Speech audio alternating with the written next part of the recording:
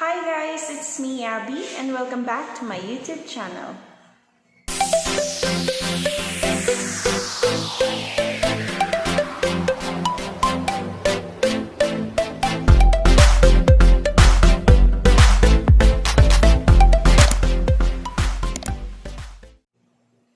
Ayun guys, so napansin nyo naman siguro may bago tayong vlog intro. So for today's video, I'll be showing you kung paano ko yun ginawa. So just keep on watching. Okay, just open the Kinemaster or Kinemaster application, whatsoever yung tawag. And we have 3 choices for the size. Choose 16:9. And then it will direct you to your media browser, which is yung albums nyo. So you just have to choose which background you want for your vlog intro. So this one, I'll be choosing the black background, in which I downloaded it from Google Chrome.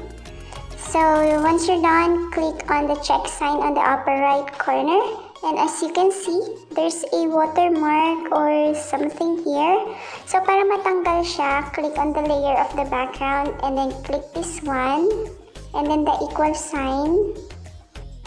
And then i-zoom niyo yung mismong background. Ayan.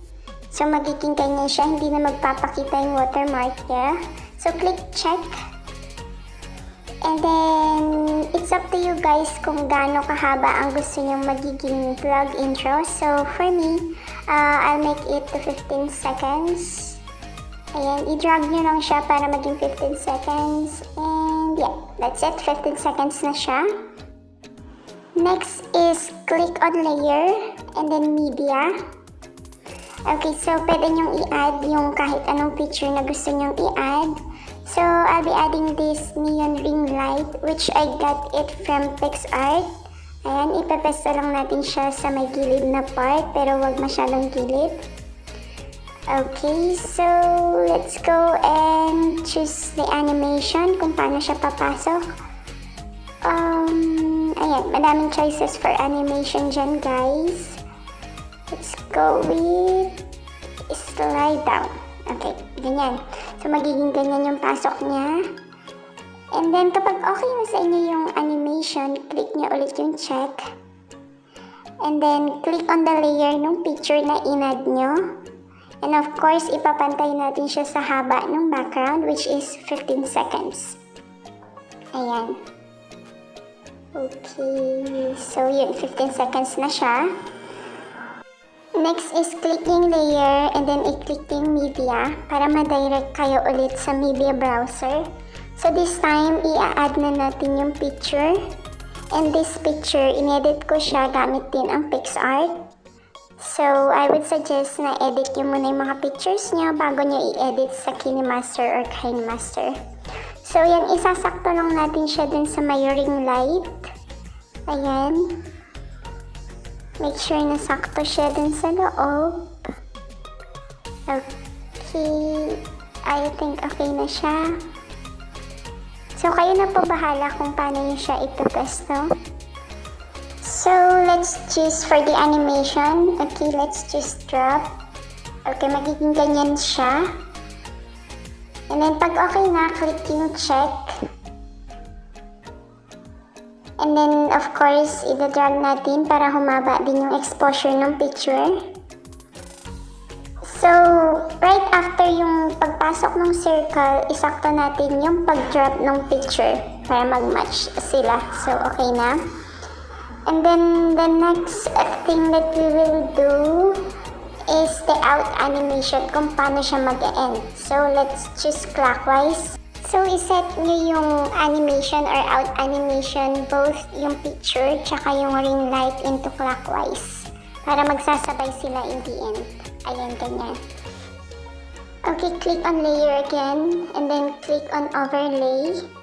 So, I would suggest na mag-download kayo ng mga overlays bago kayo mag-umpisa. So, I downloaded this Fairy Shapes.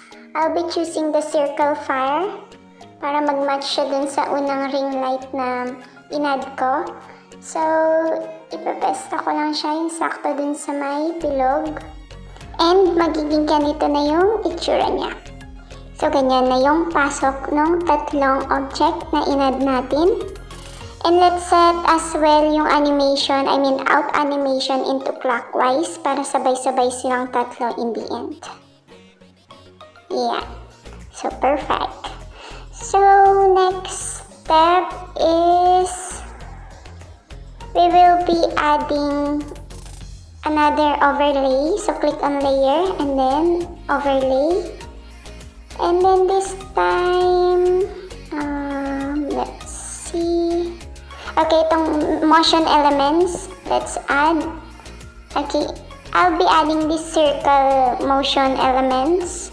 So, ever. Ayan, so isasakto ko lang din siya dun sa pabilog kasama yung mga fire and all. Ayan. So, pepesto ko lang siya guys for a moment. Okay, I think sakto naman na siya. So, tansya-tansyahan lang guys kasi hindi siya nagpapakita. And, let's try. Ayan, sakto naman siya. And then, next is overlay again. This time yung pa-straight naman. Ayan, this one. Ayan. Okay, so once na na-add nyo siya, ipepesto nyo siya sa tabi ng picture nyo or sa tabi ng ring para dyan siya mag-effect. So, ayan. And magiging ganito siya.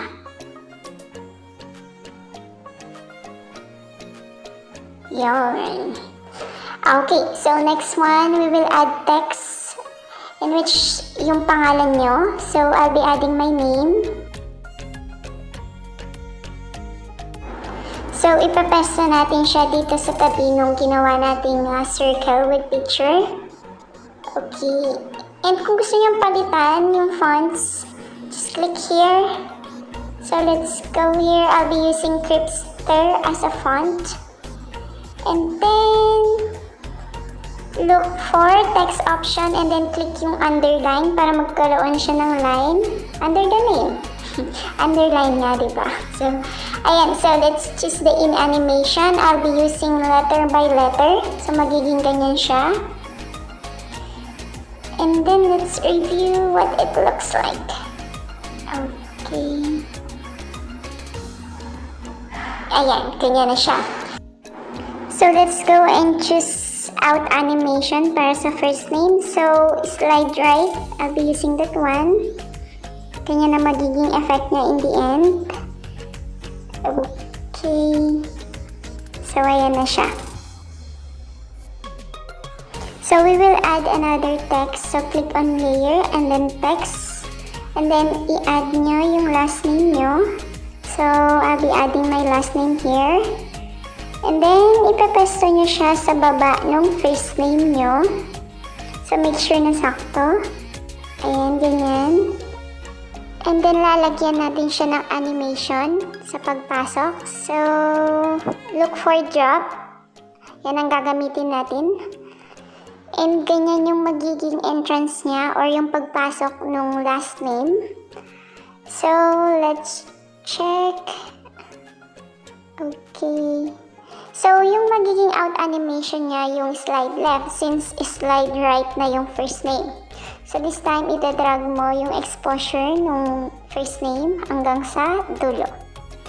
And then, do it as well sa second name mo. So, yan.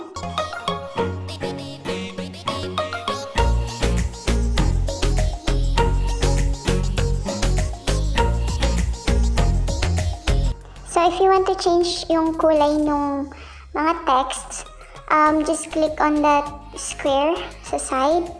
So, you have choices there which colors you want. So, kayo na po bahala kung paano nyo siya de-designan or paano nyo siya gagawin. Next is click layer again and then this time effects. So, let's go with the basic effects and then click on mosaic. And then, i-add natin siya dun sa part ng mga text. So, ganyan. Ipesto nyo siya kung saan magpo-pop up yung text na linagay nyo.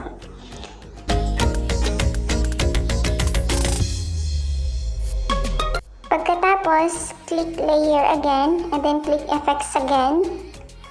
And then, this time, click nyo yung melting point. Ayan.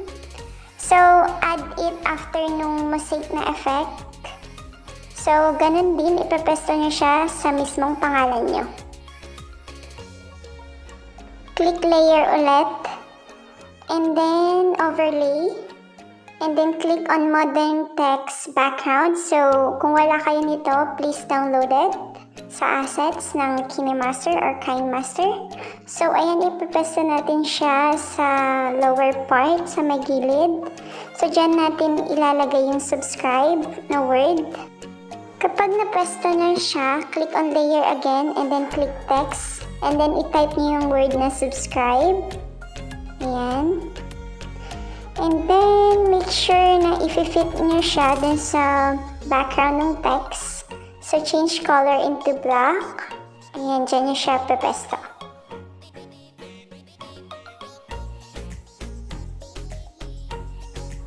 So, let's change the font style of the text. So, click niyo yung dalawang A dyan part. And then, choose whichever font style you want. So, bahala na po kayo. Okay, click on check and ganyan. Alright, so ganyan. Magiging ganyan siya. There you go. Click on layer again and then we'll add overlay. So, look for cursor or cursors. Okay, so we will be adding this hand cursor in which yung magmumukha niyang ipipindot yung subscribe. So, ayan. So, pesto lang po natin siya dun sa part na may subscribe. This time, ang i-add naman natin next is yung notification bell button. So, under cursors din siya. So, ayan. So, same as the first one, ipapesto natin siya sa tabi ng subscribe.